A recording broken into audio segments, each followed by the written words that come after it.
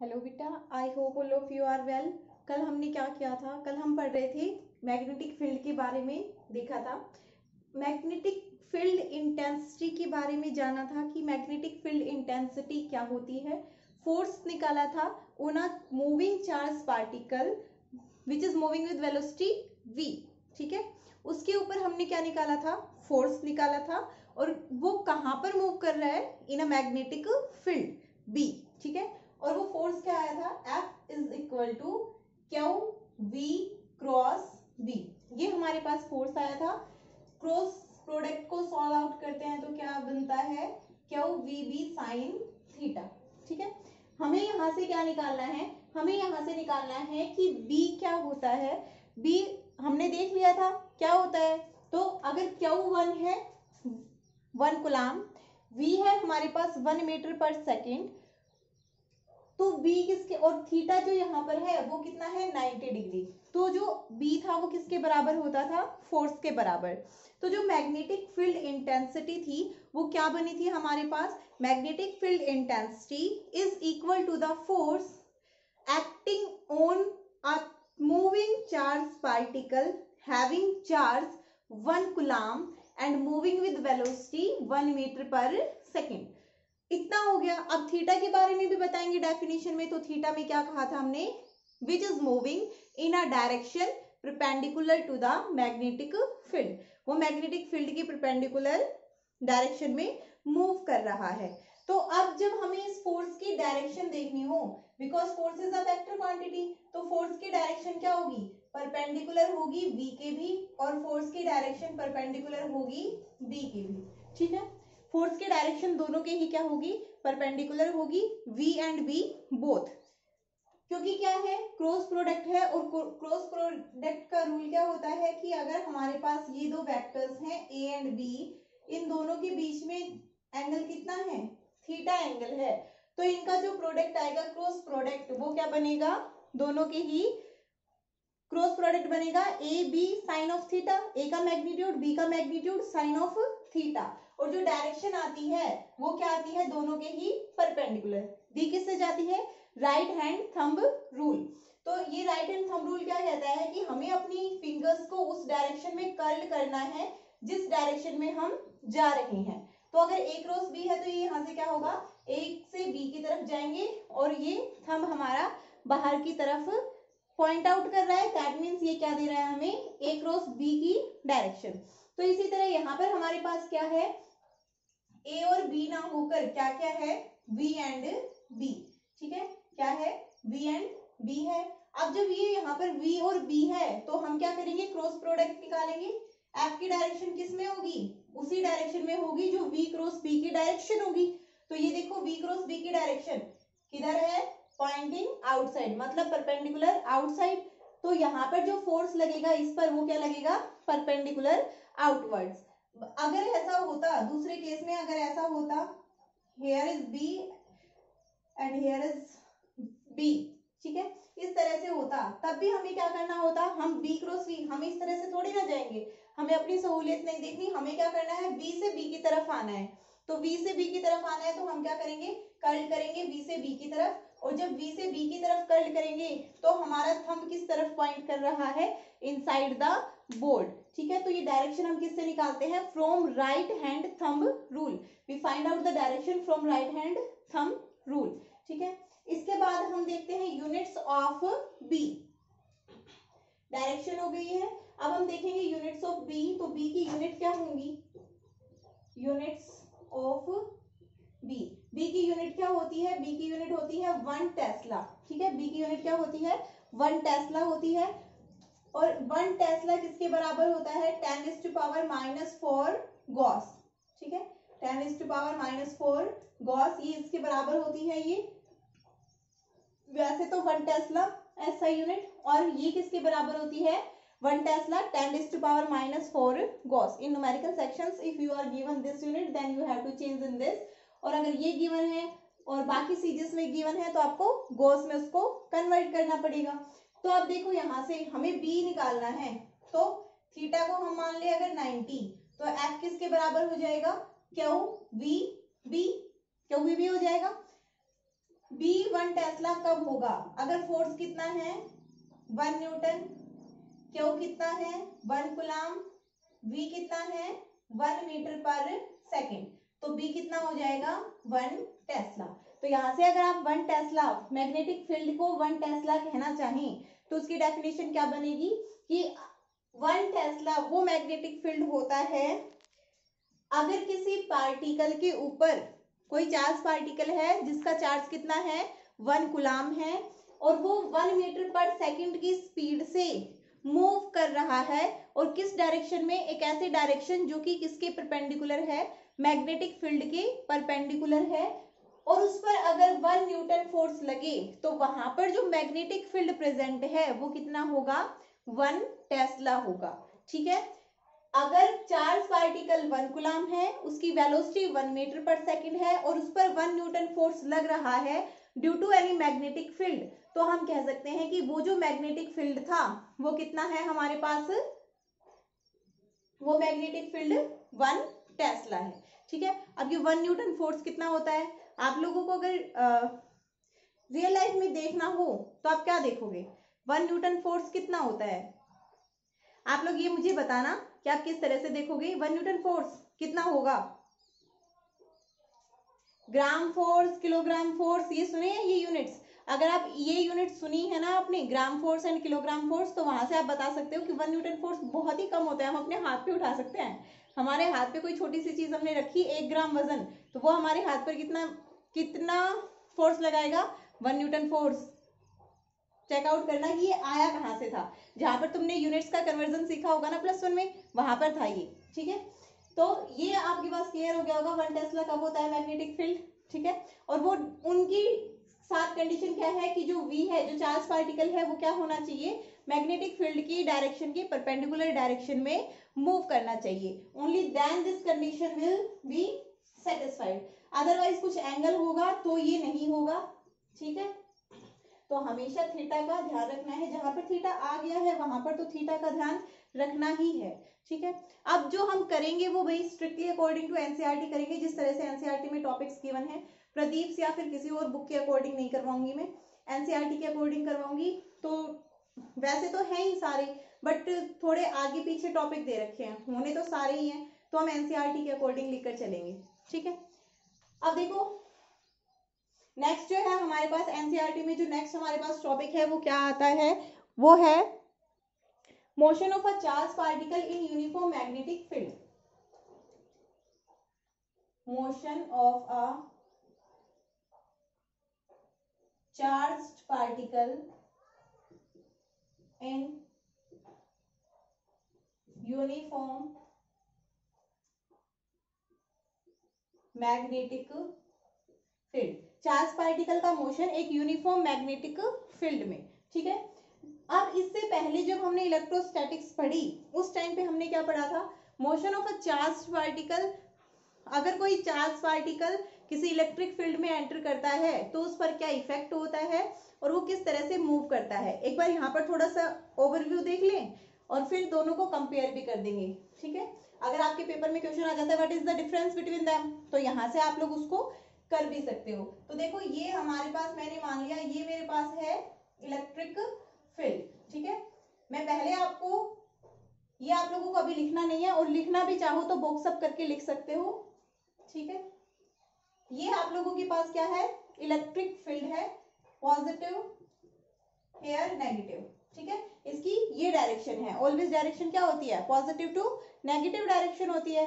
ठीक है, और इलेक्ट्रिक फील्ड जब होता है तो उसमें जो फोर्स होता है उसकी डायरेक्शन ऑलवेज क्या होती है, in the direction of electric field. Force हमेशा किस तरह से एक्ट करता है, फोर्स हमेशा इलेक्ट्रिक फील्ड की डायरेक्शन में ही एक्ट करता है। फोर्स और इलेक्ट्रिक फील्ड की जो डायरेक्शन होती है वो क्या होती है, दोनों की सेम होती है। ये मैंने चार्ज पार्टिकल मान लिया क्यों। ठीक है, ये चार्ज पार्टिकल है, ये इधर ऐसे जा रहा है, ये यहाँ पर कोई स्क्रीन थी पी क्यू। ठीक है, यहाँ पर कोई पॉइंट है ए, अगर इस यहाँ पर कोई भी फील्ड नहीं होता तो चार्ज पार्टिकल इस तरह से जाता बिल्कुल स्ट्रेट, बट यहाँ पर ये फील्ड है, इलेक्ट्रिक फील्ड है यहाँ पर, और यूनिट पॉजिटिव चार्ज पार्टिकल मैंने ले रखा है, तो ये क्या करेगा, इसके ऊपर फोर्स लगेगा और ये कुछ यहाँ पर जाकर टकराएगा। मतलब टकराना तो था ए पर, लेकिन ए पर ना टकरा कर कहाँ टकराया, बी पर। ऐसा क्यों हुआ, क्योंकि जब ये इलेक्ट्रिक फील्ड में एंटर किया तो इस चार्ज पार्टिकल के ऊपर फोर्स लगा, और फोर्स किस डायरेक्शन में लगा, इन the direction of electric field. Electric field की डायरेक्शन में फोर्स लगा। ये कुछ एक पॉइंट्स आप लोग नोट करके रखो बेसिक से। जो इलेक्ट्रिक फील्ड होता है उसमें फोर्स कहाँ लगता है, in the direction of electric field. अभी जब मैग्नेटिक फील्ड कराऊंगी तो दोनों में कंपैरिजन पता चलेगा। इलेक्ट्रिक फील्ड में कहाँ लग रहा है, in the direction of electric field, और मैग्नेटिक फील्ड में ऑलवेज कहाँ लगता है, perpendicular to the direction of magnetic field. Difference हो गया। इसमें कहाँ लगता है, in the direction of electric field. Force भी इधर ही लगेगा ना पार्टिकल के ऊपर, ठीक है। अब फोर्स भी इधर ही लगेगा पार्टिकल के ऊपर, तो जो पार्टिकल है उसकी जो वेलोसिटी है वो किस डायरेक्शन में थी, इनिशियली इस डायरेक्शन में थी, और फोर्स लग रहा है इस डायरेक्शन में। चलो यहाँ पर डायग्राम नहीं बिगाड़ते हैं। वेलोसिटी थी इस डायरेक्शन में और फोर्स लग रहा है इस डायरेक्शन में। तो क्या ये फोर्स कोई वर्क डन करेगा, वर्क डन, क्या फॉर्मूला होता है वर्क डन का हमारे पास, क्या होता है, नहीं पता, 9th क्लास में पढ़ा होगा, +1 में पढ़ा होगा। What is work done, force into displacement, और दोनों का क्या होता है, डॉट प्रोडक्ट, या फिर Fs cos थीटा, ठीक है। ये होता है हमारे पास वर्क डन। अब यहाँ पर v इस तरफ है और फोर्स ऊपर की तरफ, थीटा कितना हो गया 90, और जैसे ही थीटा 90 हुआ तो ये क्या हो गया, वर्क डन 0, मतलब फोर्स ने कोई भी वर्क नहीं किया है, ठीक है। अब फोर्स ने जब वर्क ही नहीं किया है तो वो उसकी स्पीड पर कोई भी इफेक्ट नहीं डालेगा, ठीक है। फोर्स ने कोई वर्क डन नहीं किया है तो वो उसकी स्पीड को नहीं इंक्रीज करेगा, ठीक है। बट पार्टिकल क्या है, एक्सीलरेटेड तो है, बिकॉज उसकी डायरेक्शन क्या हो रही है, चेंज हो रही है। एक्सीलरेटेड किस वजह से है सर, उसकी डायरेक्शन के चेंज होने की वजह से। अब यहाँ पर फोर्स कितना लगता पार्टिकल के ऊपर, फोर्स क्या होगा, Q इंटू ई। अगर एक्सेलरेशन निकालना चाहते हैं हम तो एक्सेलरेशन होता है मास इंटू एक्सेलरेशन, ए क्या आ जाता है F/m। तो यहाँ पर एक्सेलरेशन पार्टिकल का कितना आ जाएगा, QE/m, ठीक है। ये एक्सेलरेशन आ जाएगा। ये वैसे तो कांस्टेंट रहेगा, because everything here is constant. जो पार्टिकल लिया है उसका चार्ज भी कांस्टेंट है, इलेक्ट्रिक फील्ड भी और मास भी, ये तो चेंज होने से रहे, बट इसकी डायरेक्शन क्या होती रहेगी, चेंज, इसीलिए एक्सेलरेशन होगा, ठीक है। कांस्टेंट एक्सेलरेशन है only because of change of direction, ठीक है। अब अगर आप लोगों को ये देखना हो कि इसने कितना डिस्टेंस ट्रेवल किया तो आप कैसे देखते, तो आप देखते इक्वेशन है आपके पास S equals to ut plus half AT², ये आप लोगों के पास इक्वेशन है।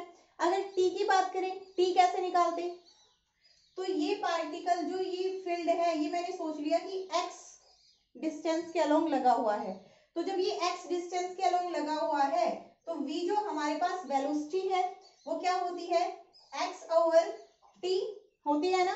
Velocity is equal to displacement upon time, तो x अपॉन में t क्या आ जाता, x/v, ये आ जाता हमारे पास। तो यहाँ से t की वैल्यू हमें पता है, इनिशियली हमने क्या मान ली, पार्टिकल किस पर था, एट रेस्ट, तो जो s है मतलब पार्टिकल ने कितना डिस्टेंस ट्रेवल किया वो क्या आ जाता, हाफ QE/m और x/v का स्क्वायर, ये आ जाता हमारे पास पार्टिकल का, जो पार्टिकल ने डिस्टेंस ट्रेवल किया है वो, ठीक है।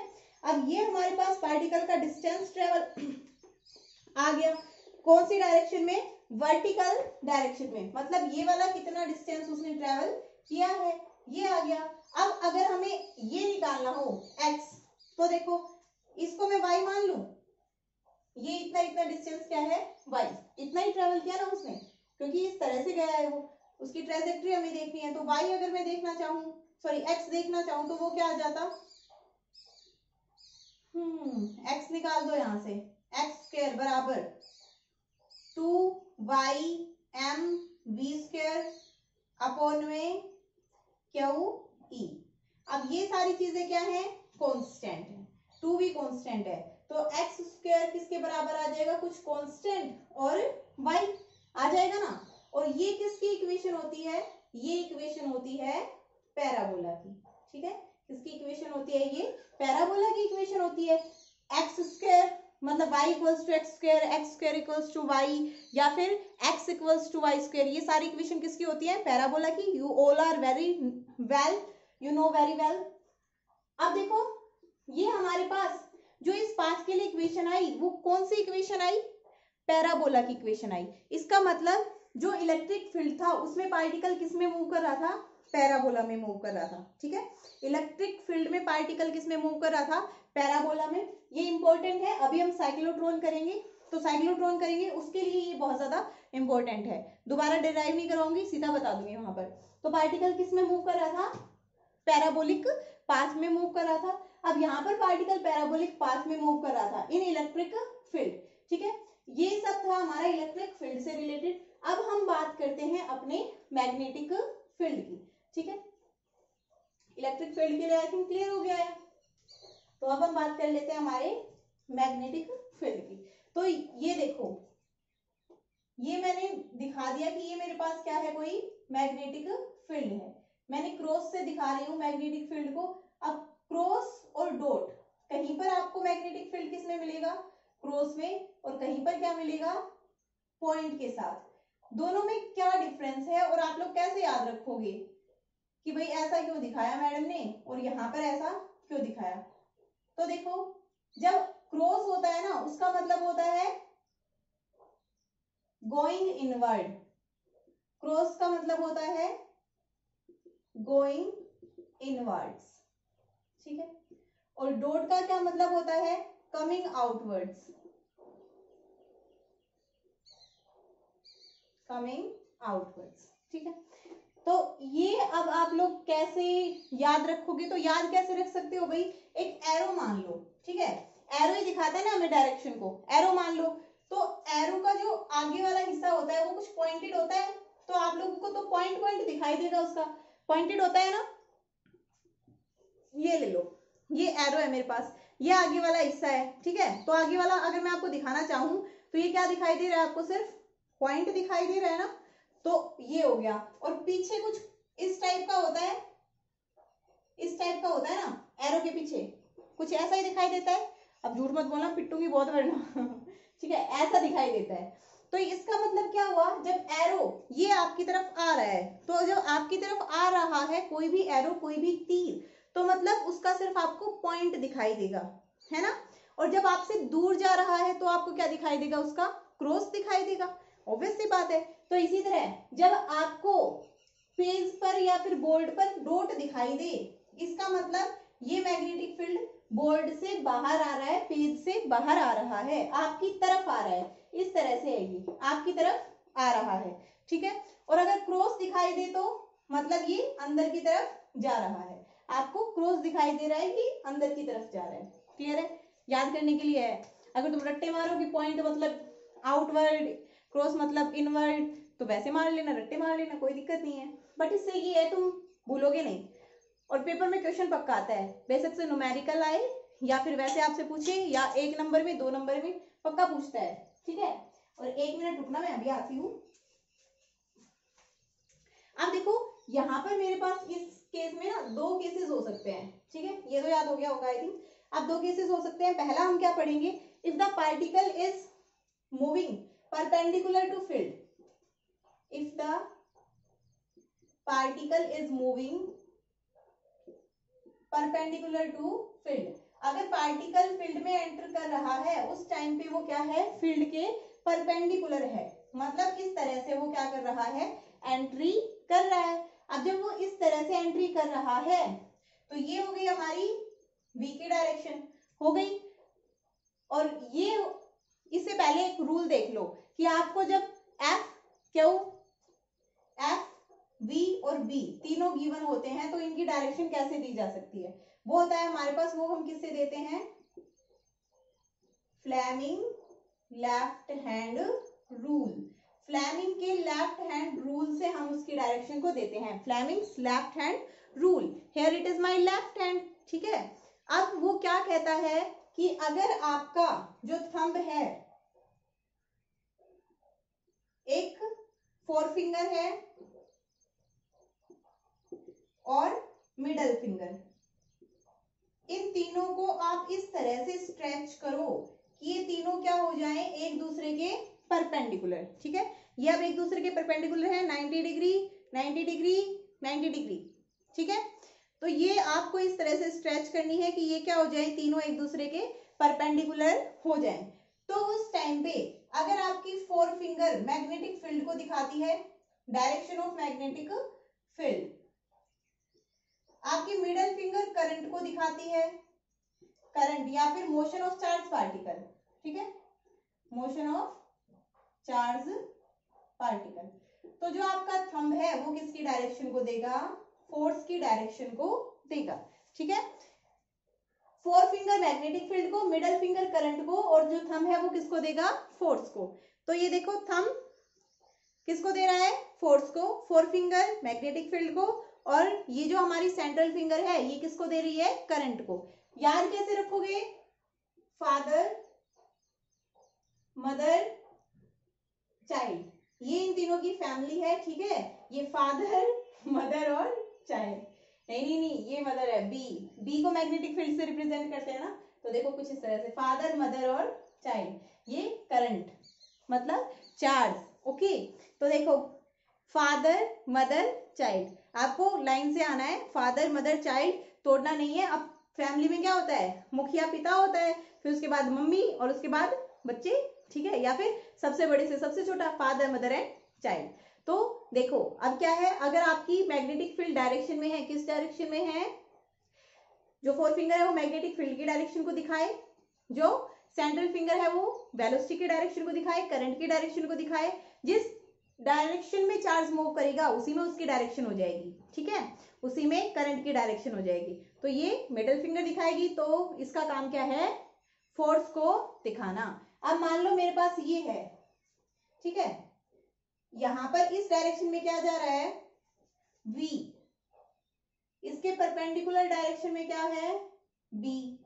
ठीक है, तो यहां पर मुझे फोर्स की डायरेक्शन देखनी है कहां होगी।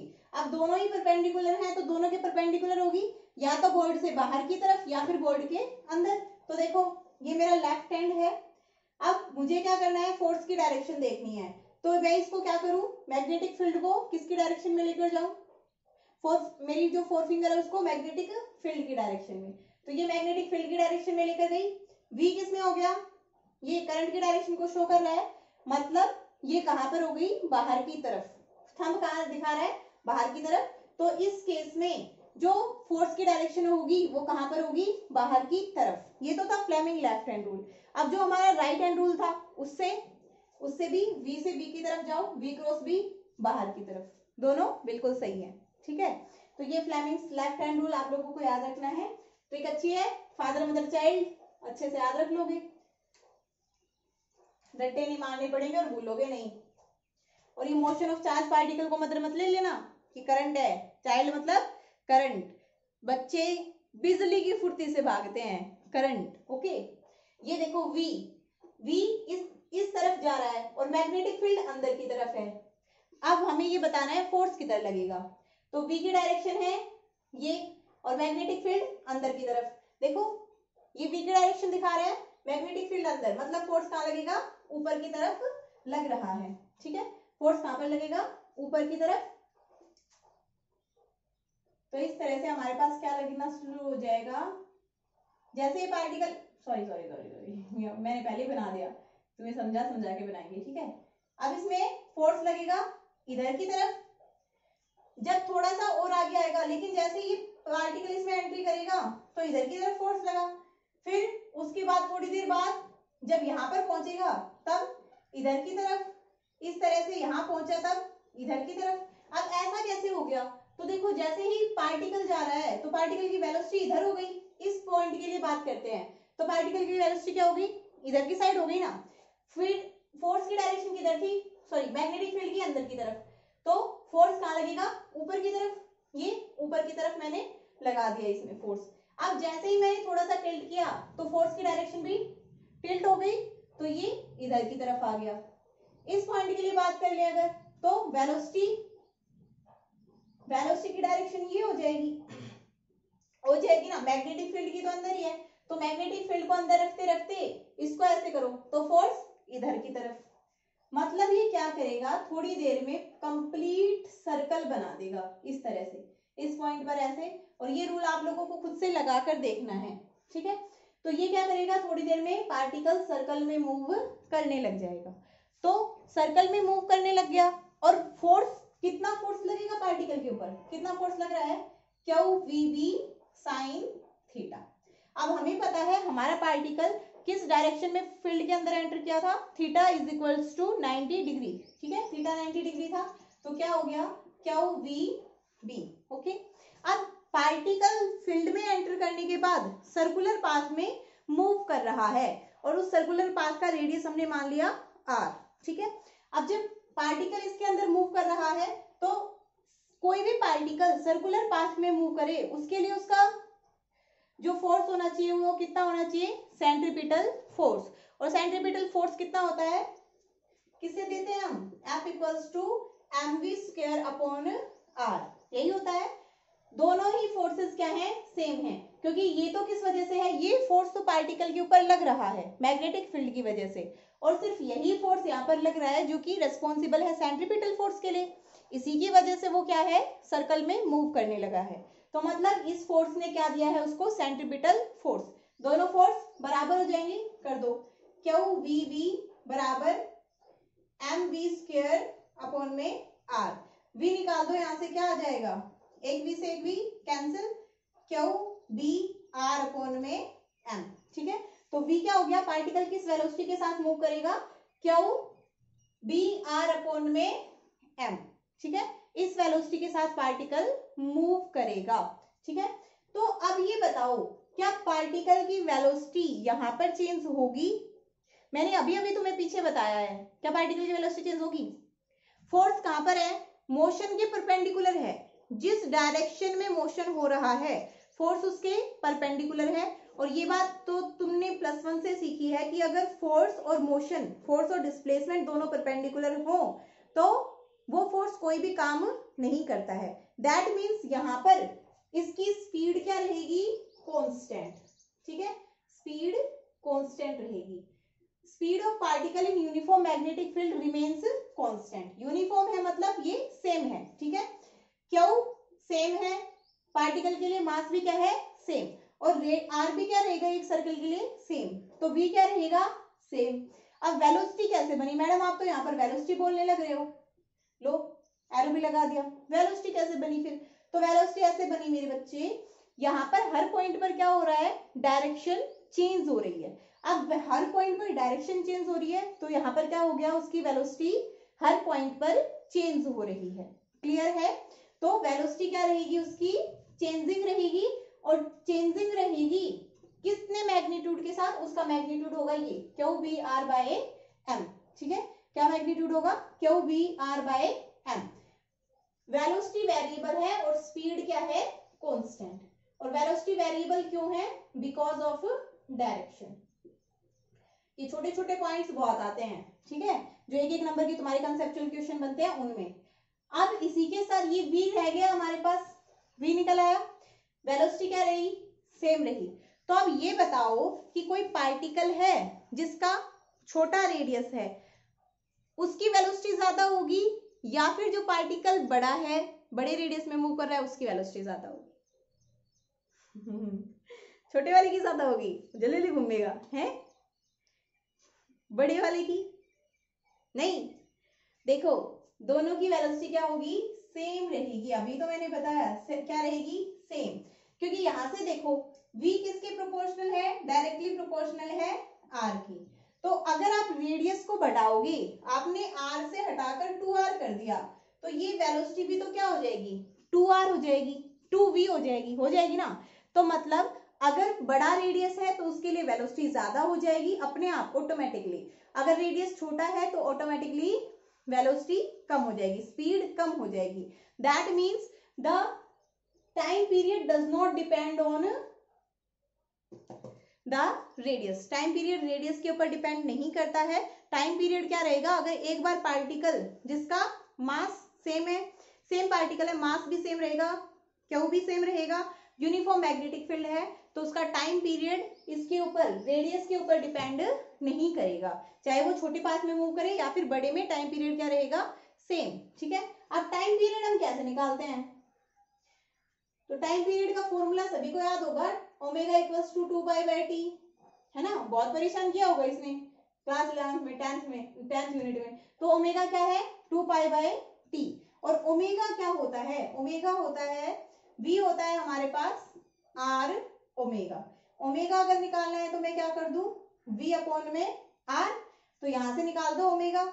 एंगुलर फ्रीक्वेंसी कितनी हो जाएगी, इसके अपॉन में r, qb/m, ये हो गई हमारे पास एंगुलर वेलोसिटी। अब अगर टाइम निकालना है तो यहां से टाइम क्या आ जाएगा, ओमेगा 2π/ओमेगा, क्या आ जाएगा, 2π/ओमेगा। ओमेगा की वैल्यू क्या है, ये है, तो रख दो 2π अपॉन QB, और ये अपॉन के अपॉन में है, तो ये कहां चला जाएगा, ऊपर, तो क्या आ गया 2πm अपॉन QB। ये हो गया हमारे पास टाइम पीरियड। क्लियर है? आई डोंट थिंक कोई डाउट होगा। अब यहां से इस फॉर्मूले से भी देख लो, क्या फॉर्मूले में कहीं भी v या r है, नहीं है, तो टाइम पीरियड क्या है, इंडिपेंडेंट है वेलोसिटी के और रेडियस के। वो किस किस पर डिपेंड करता है, सिर्फ क्या पर, m पर और v पर, और ये तीनों चीजें क्या है यहाँ पर कांस्टेंट है, तो टाइम पीरियड क्या रहेगा, कांस्टेंट रहेगा। ठीक है, टाइम पीरियड कांस्टेंट रहेगा, ओमेगा भी कांस्टेंट रहेगा, v भी कांस्टेंट रहेगा। काइनेटिक एनर्जी और देख लेते हैं। काइनेटिक एनर्जी क्या होता है, हाफ mv², करो यहां से v का square, q², b² r² upon m², और m एक मल्टीप्लाई में है, एक m से एक m कैंसिल, तो काइनेटिक एनर्जी क्या बन गई, half q² b² r² over m। ठीक है, ये हमारे पास बन गई काइनेटिक एनर्जी। ओके, क्लियर है ये, q² b² r² अपॉन में m। अब काइनेटिक एनर्जी में भी कहीं पर वेलोसिटी आ रही है क्या, नहीं आ रही है, तो काइनेटिक एनर्जी भी क्या है, कांस्टेंट है, रेडियस क्या रहेगा, कांस्टेंट ही रहेगा, तो काइनेटिक एनर्जी और स्पीड तो क्या रहती है, कांस्टेंट रहती है, बिकॉज स्केलर क्वांटिटीज हैं। ठीक है, तो सीधा साफ कहने का मतलब क्या है कि अगर कोई पार्टिकल यूनिफॉर्म मैग्नेटिक फील्ड में मूव कर रहा है तो उसकी टाइम पीरियड क्या रहता है, सेम रहता है, डिपेंड नहीं करता कि उसका रेडियस बड़ा है या फिर छोटा है। काइनेटिक एनर्जी भी सेम रहती है, स्पीड भी कांस्टेंट रहती है, चेंज क्या होता है, वेलोसिटी। एक्सेलरेटेड क्यों होता है वो, क्योंकि वो हर पॉइंट पर क्या हो रहा है, उसकी डायरेक्शन चेंज हो रही है। ठीक है, हर पॉइंट पर डायरेक्शन चेंज हो रही है, इसलिए वो चेंजिंग रहता है। ठीक है, आई थिंक यहाँ तक कंप्लीटली क्लियर हो गया होगा। अब जब साइक्लोट्रॉन हम पढ़ेंगे तो उसमें हम ये डेरिवेशन नहीं करेंगे, हम रखेंगे सीधे फॉर्मूलाज, जो आपने यहाँ पर निकाल लिए हैं उन फॉर्मूलाज को सीधा पुट करेंगे। ठीक है, नेक्स्ट हम साइक्लोट्रॉन ही पढ़ेंगे। अब देखो इसी में, ये तो कब था, जब जो हमारा फील्ड था उसके परपेंडिकुलर जो ऑब्जेक्ट है वो उसमें एंट्री किया है। ठीक है, तब कैसा होता, अगर ये मेरा फील्ड है, मान लो यहाँ पर, ठीक है, ये फील्ड है और ये फील्ड इसके परपेंडिकुलर ना एंटर करके किस तरह से एंटर करता, इस तरह से कुछ एंगल पे ये एंट्री कर रहा होता, ये होती v की डायरेक्शन। तो अब जब ये v की डायरेक्शन होती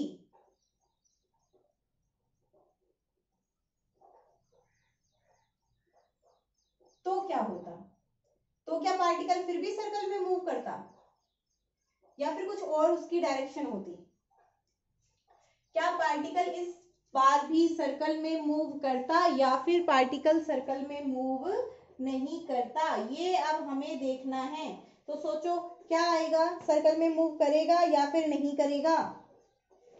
आप देखो ये है v की डायरेक्शन, ठीक है, ये है b की डायरेक्शन, ये इस डायरेक्शन में है, एरो लगाए बिना कैसे पता चलेगा, है ना, ये इस डायरेक्शन में है b, तो ये इन दोनों के बीच में कितना एंगल बन रहा है, थीटा, मतलब पार्टिकल थीटा एंगल के साथ b में एंट्री कर रहा है।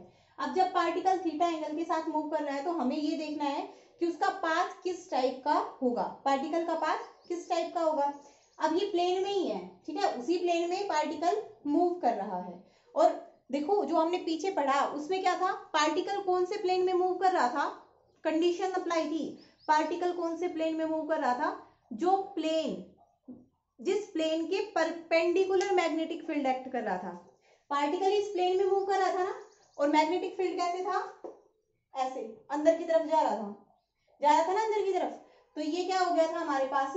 उस टाइम पे पार्टिकल किसमें मूव कर रहा था? सर्कल में। बट यहाँ पर क्या है? इसी प्लेन में मैग्नेटिक फील्ड है और पार्टिकल भी इसी प्लेन में मूव कर रहा है। तो जब थीटा एंगल बनाएगा तो हम उसको क्या कर सकते हैं? दो कंपोनेंट्स में ब्रेक डाउन।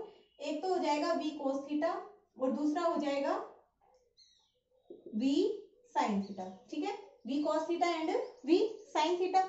अब देखो जो ये वाला कंपोनेंट है v cos थीटा, हमारे पास क्या होता है? जो फोर्स होता है वो क्या होता है? F बराबर Q v b sin theta, यही होता है। F बराबर Q v b sin theta. अब यहां से Q v b sin theta, तो यहां पर देखो दो कंपोनेंट हैं, एक तो v sin थीटा और दूसरा v cos थीटा।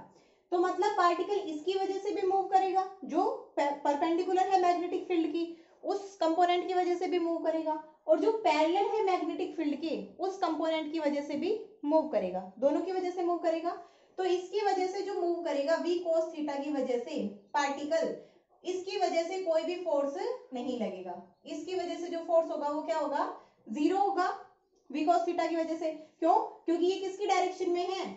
जो v cos थीटा पार्टिकल है, जो v cos थीटा कंपोनेंट है, अगर मैं इसको v1 वेलोसिटी मान लूं, v cos थीटा को मैं मान लूं v1 और v sin थीटा को मैं मान लूं v2। ठीक है, इस तरह से समझो। तो यहाँ पर जो कंबाइन इफेक्ट होगा फोर्स का वो क्या होगा?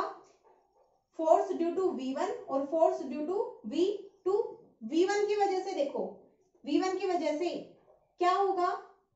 v1 के लिए अगर मैं फोर्स लिखना चाहूं, F v1 लिखना चाहूं, तो वो क्या लिखूंगी? F v1 बराबर Q v1 b sin theta, ये लिखूंगी। ठीक है, अब ये मैं लिखूंगी तो यहां पर v1 और b के बीच में ये एंगल है थीटा, है ना?